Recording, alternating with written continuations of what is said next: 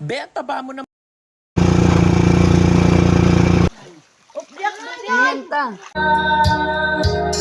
Ba't ngayon mayroon na upang naularaw siya sa ilang ako lang yung mamahalin. Ngayon pa lang dapat iwalayin mo. Sino ba talaga sa akin ang karapat-dapat? Sagutin mo, nanay ko, sino ang totoong mahal?